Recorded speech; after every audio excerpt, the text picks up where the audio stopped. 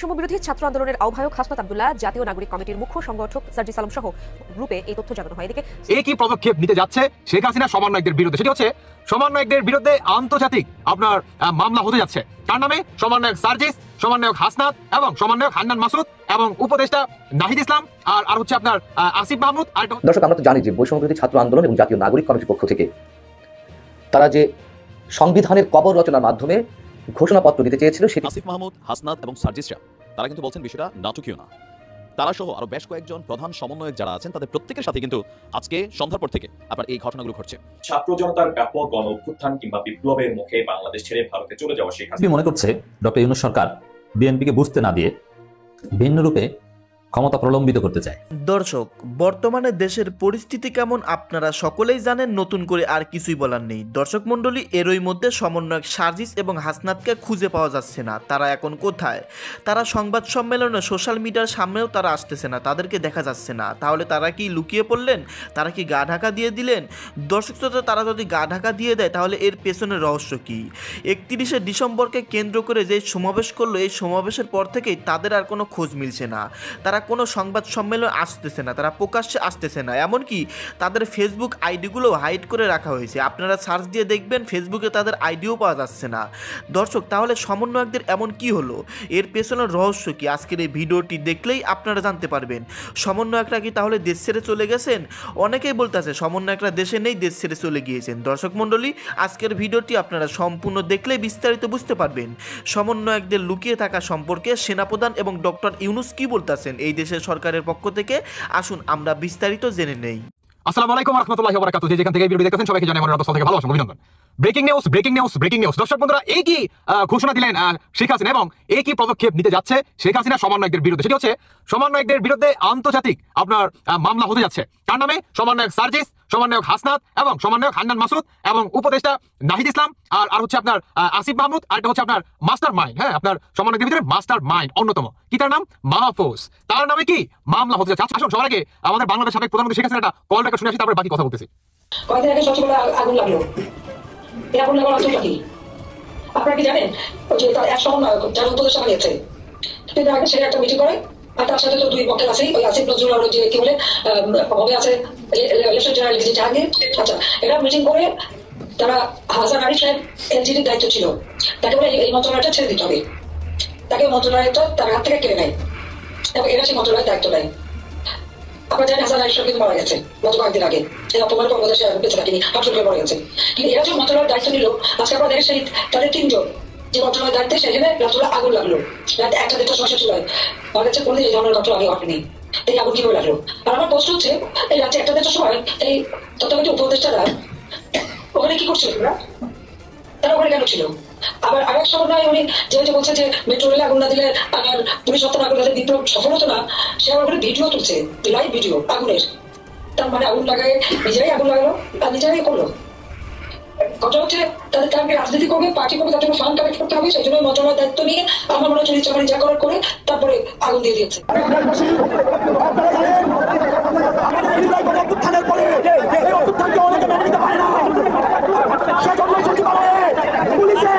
বিচার বিভাগে বিভিন্ন সময় আমাদের বিরুদ্ধে ষড়যন্ত্র করতে হবে।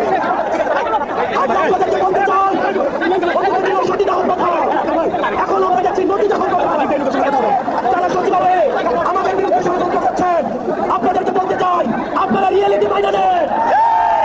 আপনাদের আম্মু আর দেশে ফিরবে না। আমরা যাকে সীমান্তের উপরে পাঠিয়েছি, এই ফুলগাছিলা দেশে পুনর্বাসন হবে না। আচ্ছা, শুনে না, শুনতে হবে না। এটা হচ্ছে আপনার গতকালকের একটা কল রেকর্ড। হ্যাঁ, তো এই কল রেকর্ড আসলে অনেক লং আপনার ম্যাক্সিমাম আপনার 1 ঘন্টার মতো। তো এটা আসলে পসিবল না 1 ঘন্টার মতো আপনাদের শোনানোর জন্য। সেখান থেকে আমি আপনাদের ছোট্ট একটা ক্লিপ আপনাদের জন্য নিয়ে আসছি, যাতে আপনারা বুঝতে পারেন অন্তত যে না শেখ হাসিনা কি আদেও ভাষণ দিছে গতকালকে। এখন আমাদের বাংলাদেশের সাবেক প্রধানমন্ত্রীর বক্তব্য হচ্ছে সচিবালয় আগুন লাগিয়ে আমাদের আওয়ামী লীগ এবং আমার নাম দেয় এরা। ইভেন এই সমন্বয়কারীরা যে গতকালকে মানে 31শে ডিসেম্বর আপনার যে সমাবেশটি করে শহীদ মিনার, এবং সেখানে শেখ হাসিনার একটা ছবি এঁকে অনেক কিন্তু অপমাননা কিন্তু করে। দেখেন আপনার ছবিটা দেখেন, অনেক কিন্তু অপমাননা কিন্তু করে। আসসালামু আলাইকুম। প্রোক্লেমেশনকে কেন্দ্র করে এখন রাজনীতিতে নতুন দ্বন্দ্ব, নতুন বিভেদ এবং সরকারের মধ্যে বিভক্তির একটি রেখা স্পষ্ট হয়ে উঠছে। দর্শক, আমরা তো জানি যে বৈষম্য বিরোধী ছাত্র আন্দোলন এবং জাতীয় নাগরিক কমিটির পক্ষ থেকে তারা যে সংবিধানের কবর রচনার মাধ্যমে ঘোষণাপত্র দিতে চেয়েছিল, সেটি তাৎক্ষণিকভাবে বিএনপির চেষ্টাতে অন্তত এই ঘোষণাপত্রের মাধ্যমে দেশে যে একটা ভয়ঙ্কর অস্থিতিশীল পরিবেশ সৃষ্টি হওয়ার আশঙ্কা দেখা দিয়েছিল, সেখান থেকে পরিত্রাণ পাওয়া গেছে। বিএনপি সরকারকে বোঝাতে সক্ষম হয়েছিল যে না, সবাই মিলে এটি দেওয়া যেতে পারে। সরকার সেই পথে হেঁটেছে।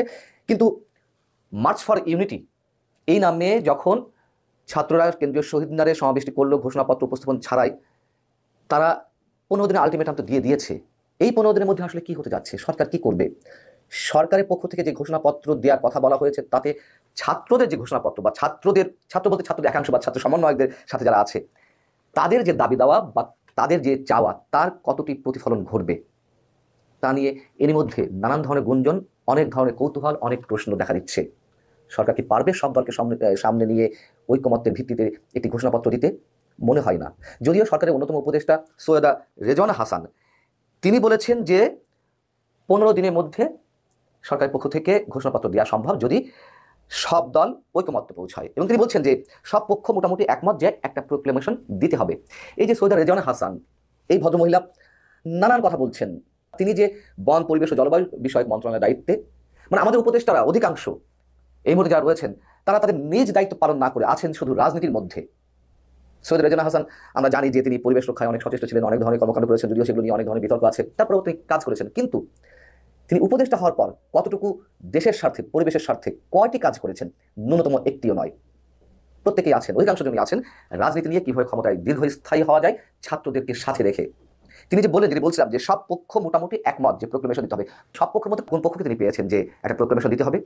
এবং বিএনপির যে উদ্যোগ, বিএনপির যে কৌশল, সেটিকে আমরা সাধুবাদ জানাই। অন্তত তাৎক্ষণিকভাবে এটি ঠেকানো গেছে এবং সরকার বুঝতে সক্ষম হয়েছে যে যদি সংবিধানে কবর রচনার মাধ্যমে এই ধরনের একটি প্রোক্লেমেশন আসতো, তাহলে সরকারের টিকে থাকাই অনেক কষ্টসাধ্য হয়ে যেত। যাই হোক, ছাত্রদের পক্ষ থেকে যে গণপরিষদের আহ্বান জানানো হয়েছে, গণপরিষদ গঠনের, যে গণপরিষদ সদস্য হয়ে যারা নির্বাচিত হয়ে আসবেন, তারা নতুন সংবিধান লিখবেন এবং তাদের এই কাজের পাশাপাশি তারা কন্টিনিউ করবে, আইনসভা কাজও করবে। মানে নির্বাচন না দিয়ে এইভাবে একটি গণপরিষদ সৃষ্টি করে সেই ঘুরে ফিরে একই কথা বর্তমান সরকার যাতে আরও দীর্ঘদিন কন্টিনিউ করতে পারে, যার সাথে আছে ছাত্র সমন্বয়করা এবং বিশেষ একটি রাজনৈতিক দলের অঙ্গুল নির্দেশে যেভাবে সরকার পরিচালিত হচ্ছে, যাতে সেই রাজনৈতিক দলটিও ক্ষমতায় না যেও ক্ষমতার স্বাদ পুরোপুরি উপভোগ করতে পারে। ছাত্রের পক্ষ থেকে বলা হচ্ছে যে 1972 সংবিধানকে ছুঁড়ে ফেলতে হবে। আচ্ছা, কেন ছুঁড়ে ফেলতে হবে? কেন এই বিষয়গুলো খুব স্পষ্টভাবে আসছে না? 72 সংবিধানে কি ছিল? সাম্য, ন্যায় বিচার এবং সাম্য, মানবিক মর্যাদা এবং সামাজিক ন্যায় বিচারের কথা। সেইগুলো কি সংবিধানের দোষ? কাটাছেঁড়া করতে করতে একেবারে ধর্ষণ করে রক্তাক্ত করা হয়েছে আমাদের সংবিধানকে। সেই সংবিধানের তো কোনো দোষ না। আমরা 72 সংবিধানকে মুজিবাদী সংবিধান হিসেবে উল্লেখ করছি কেন? এটা তো মুক্তিযুদ্ধে 30 লাখ শহীদের রক্তের বিনিময়ে অর্জিত সংবিধান। এগুলো পুরোনো কথা, এর আগে বেশ কয়েকবার বলেছি, তারপরেও বলতে হচ্ছে। আক্তার হোসেন যিনি বলছেন, গণমাধ্যমকে জানিয়েছেন জাতীয় নাগরিক কমিটির সদস্য সচিব, যে এই সংবিধানকে কবর দিতে হবে এবং গণপরিষদের কথা উল্লেখ করেছেন যে এইভাবে চলবে। আমরা তো তাদের যে কথাগুলো আমরা তো ধারণা করতে পারি যে তারা আসলে কি চাইছেন, ছাত্ররা আসলে কি চাইছেন সেটা তো স্পষ্ট নয়। সেটি কোনোভাবেই স্পষ্ট করতে পারছেন না মানুষের সামনে। সেই জায়গা থেকে মানুষের অনেক ধরনের প্রশ্নের সৃষ্টি হচ্ছে এবং সর্বশেষ তারা গণপরিষদের কথা বলছেন, এটি আরেকটি কৌশল এবং এটি ষড়যন্ত্র অংশ বলে আমরা মনে করছি। মূল আপত্তিটা কোথায় তাদের এই সংবিধান নিয়ে? তারা যে বলছে যে এই সংবিধানের অধীনে ফ্যাসিবাদী সরকার, আওয়ামী লীগ, তাদের ভাষাতে যে তিনটি নির্বাচন প্রহসনের মাধ্যমে করে তারা ক্ষমতায় টিকেছিল। এর আগে যে নির্বাচনগুলো হয়েছে, কোনো নির্বাচন কি বিতর্কের বাইরে? এবং যারা রাষ্ট্রীয় ক্ষমতায় ছিল, সাধারণ মানুষের ইমোশনকে নিয়ে তারা বারবার খেলছে। যেহেতু আওয়ামী লীগ সরকারের বিরুদ্ধে মানুষের মধ্যে এখনো পর্যন্ত একটি নেগেটিভ ধারণা রয়েছে, মানুষ অতিষ্ঠ হয়ে গেছে। সদ্য ক্ষমতাচ্যুত আওয়ামী সরকার, সেগুলো তো খুব ভালোভাবে মনে থাকার কথা। কিন্তু এর আগের যে বিভিন্ন সরকার বিভিন্নভাবে সামরিকতন্ত্র কিংবা নানানভাবে স্বৈরতন্ত্র কায়েম করেছে, জনগণের বিরুদ্ধে গিয়ে তারা তাদের সব ধরনের কর্মকাণ্ড পরিচালনা করেছে, সেগুলো নিয়ে তারা কোনো কথা বলছে না। বললে তো সবটাই বলতে হবে, এখানেই প্রশ্ন। এখন সরকার আসলে তাদের উদ্দেশ্য বা তাদের যে চাওয়া আসলে সেটি পূরণ করতে পারবে?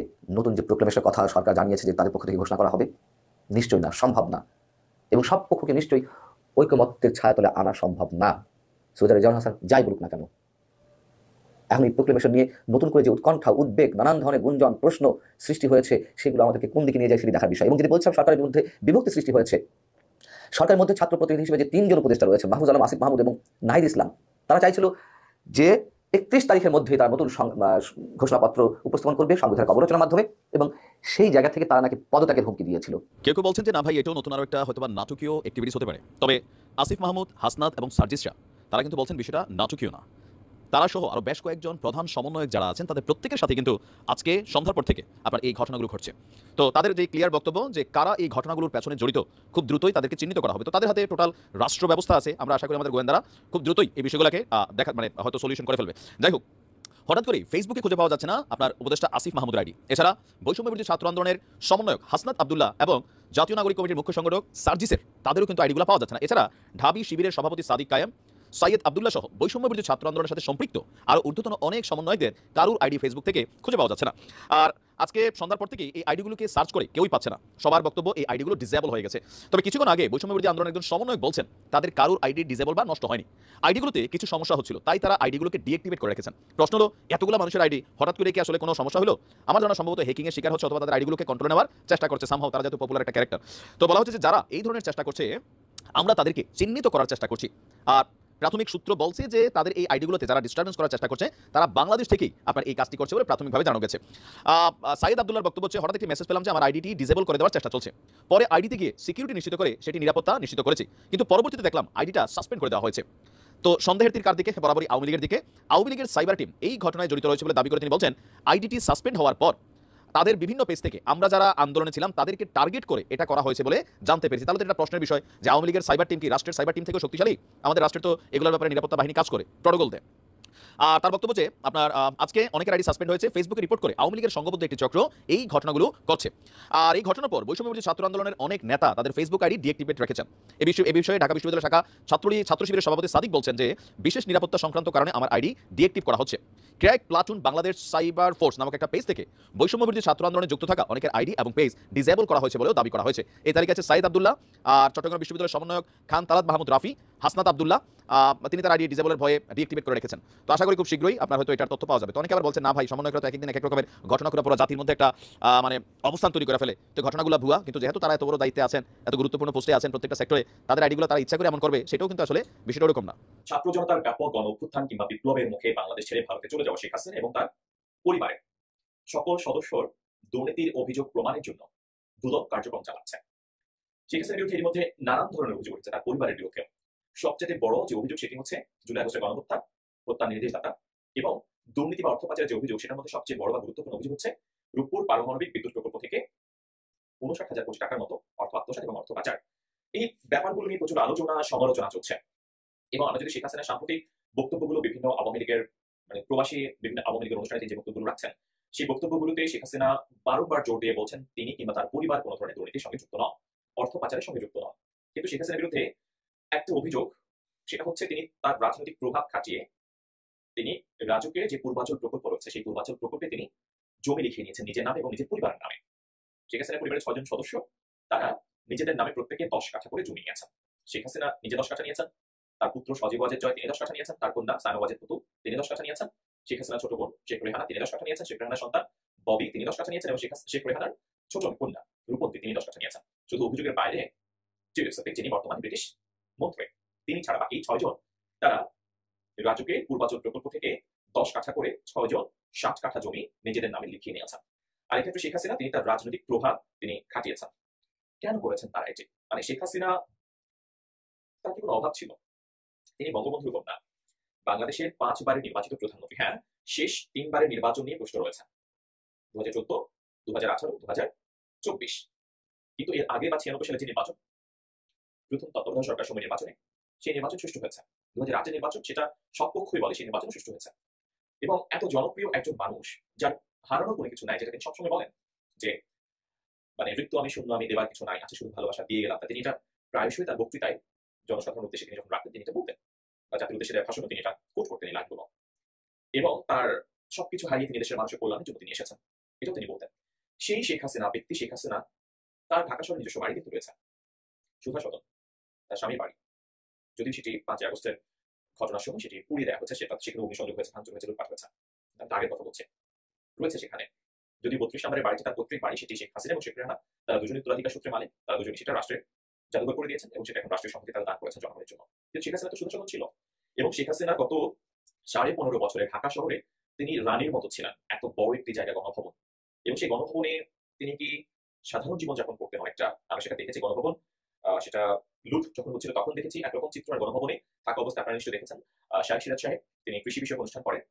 তিনি শেখ হাসিনার কৃষি নিয়ে গণভবনে তিনি যা যা করেন সেটা নিয়ে তিনি প্রতিবেদন বানিয়েছেন। আমরা দেখেছি তিনি শেখ হাসিনা একেবারে বাঙালি একজন গৃহবধূ, বাঙালি একজন নারী। তিনি হাঁস চাষ করছেন, মাছ চাষ করছেন, হাঁস পালন করছেন, দুঃখিত, ধান চাষ করছেন, আখ চাষ করছেন, সবজি চাষ করছেন, সবকিছু একেবারে সাধারণ একজন মানুষ।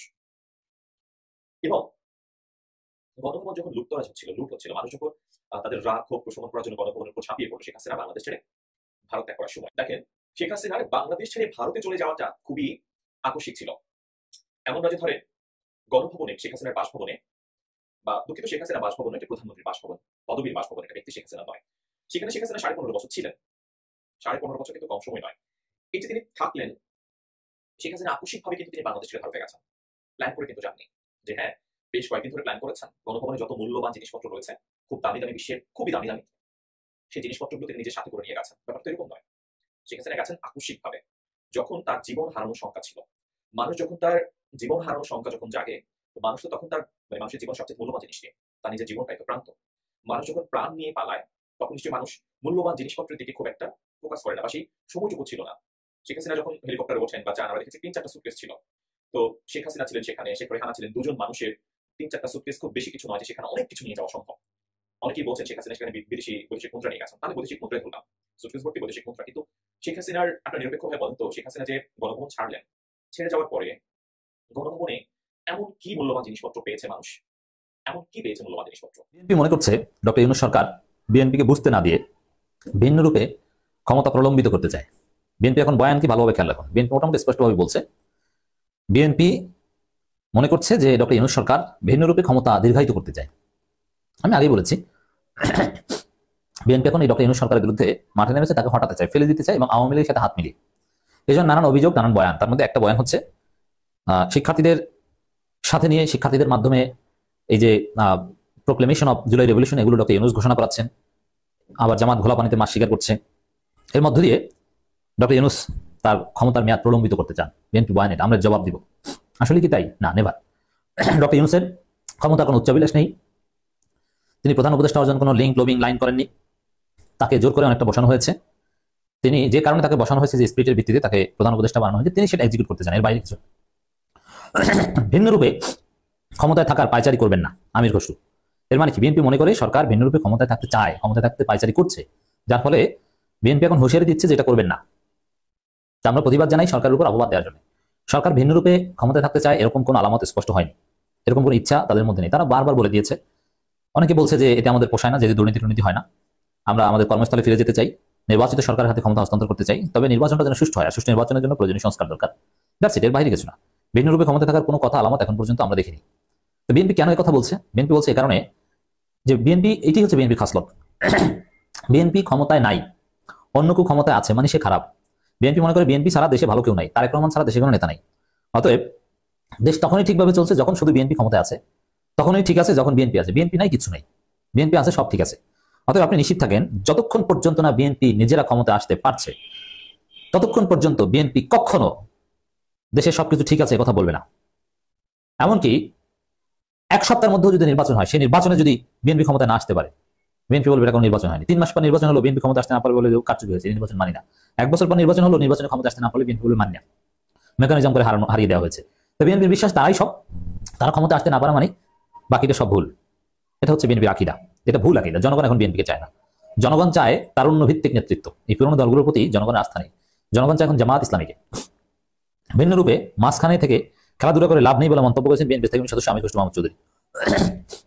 এটা ওই যে মাঝখানে থেকে ডক্টর ইউনূস সরকার, যে আমরা শিক্ষার্থীদের সাথে নাই, আবার বিএনপিরও সমর্থন চাই, জাতীয় ঐক্যমত করতে। দর্শক, আপনারা এতক্ষণ বিস্তারিত প্রতিবেদন শুনতে পারলেন, বিস্তারিত তথ্য জানতে পারলেন বর্তমান দেশের পরিস্থিতি নিয়ে। এখন আপনারা আরও একটি তথ্য জানবেন, মনোযোগ সহকারে শুনতে থাকুন। খুঁজে পাওয়া যাচ্ছে না আসিফ মাহমুদ, হাসনাত ও সার্জিসের ফেসবুক আইডি। ফেসবুকে খুঁজে পাওয়া যাচ্ছে না যুব ও ক্রীড়া উপদেষ্টা আসিফ মাহমুদের ফেসবুক আইডি। এছাড়া বৈষম্য বিরোধী ছাত্র আন্দোলনের আহ্বায়ক হাসনাত আবদুল্লাহ, জাতীয় নাগরিক কমিটির মুখ্য সংগঠক সার্জিস আলম, ঢাবি দাবি শিবিরের সভাপতি সাদিক কায়েম। আন্দোলনের সঙ্গে সম্পৃক্ত তা অনেকেরই ফেসবুক আইডি খুঁজে পাওয়া যাচ্ছে না। বুধবার বিকাল থেকে তাদের আইডিগুলো সার্চ করে খুঁজে পাওয়া যাচ্ছে। অনেকেই বলছিলেন এই আইডিগুলো ডিজেবল হয়ে গেছে। বৈষম্য বিরোধী ছাত্র আন্দোলনের একজন সমন্বয়ক জানিয়েছেন তাদের কারো আইডি ডিজেবল বা নষ্ট হয়নি, আইডিগুলোতে কিছু সমস্যা হচ্ছিল, তাই তারা আইডি ডিঅ্যাক্টিভ করে রেখেছেন। তিনি আরও বলেন, যারা এ ধরনের চেষ্টা করছে আমরা তাদের চিহ্নিত করার চেষ্টা করছি। তাদের কয়েকজন বাংলাদেশেই থেকেই এই কাজ করছে বলে প্রাথমিকভাবে জেনেছি।